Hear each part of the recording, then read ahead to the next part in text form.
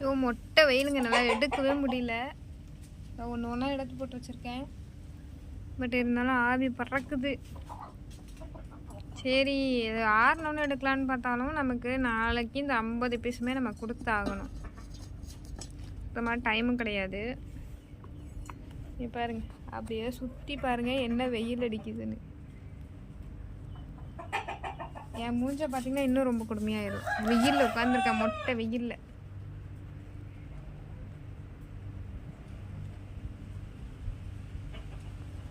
ஒரு மரத்தடிக்கு கீழே உட்காந்துருக்கேன். உள்ளே வச்சா ஆற மாட்டேங்குதுன்னு வெளியில் வந்தேன். வெளியிலேயும் சுத்தமாக ஆற மாட்டேங்குது. இது எப்போ ஆறுறது? நான் எப்போ எடுத்து பெயிண்ட் பண்ண வைக்கிறது? பாருங்க, செம்மையாக இருக்குல்ல?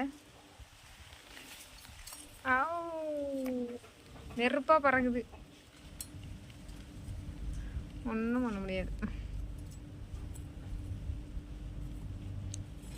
நல்லா இருக்குது, டக்க டக்க டக்க டக்க டக்கன்னு இருக்குது. மகர ராசிக்கு யோகம் அடிக்குதுன்னு சொன்னாங்க. ஆனால் அப்பப்போ யோகம் அடிக்கும்னு சொன்னாங்க. ஆனால் அது உண்மைதான் போல இருக்குது.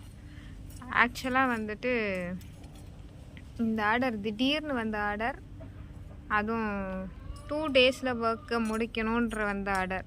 அதனால் நாங்கள் அப்படியே தீயாக வேலை செய்கிறோம். இதுதான் தீயாக வேலை செய்கிறோம் குமார் அப்படின்ற மாதிரி இருக்குது. நாங்களும் தீயாக வேலை செஞ்சிட்ருக்கோம். செம்மையாக இருக்குல்ல?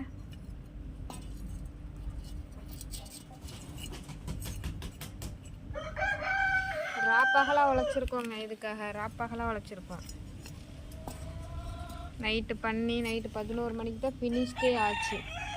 காலையில் நைட்லேருந்து அதை ஒரு இதுவாக காய வச்சு, அது ஒரு மெத்தடில் காய வச்சு எடுத்து திருப்பி அதை நம்ம எடுக்கிறதுக்குள்ளார உங்களுக்கே தெரியும்ல, டெரக்கோட்டா ஜுவல்லரி எவ்வளோ ப்ராசஸ் வந்து எவ்வளோ ஹெவியான ப்ராசஸ். பேக்கிங் போட்டு எவ்வளோ ஆணுச்சுன்னு. காலையில் 10 மணிக்கு போட்ட பேக்கிங் இது. இப்போ மணி 3 ஆகுது, நான் எடுக்கிறேன். ஆனாலுமே அந்த தணல் இன்னும் ஆறவே இல்லை.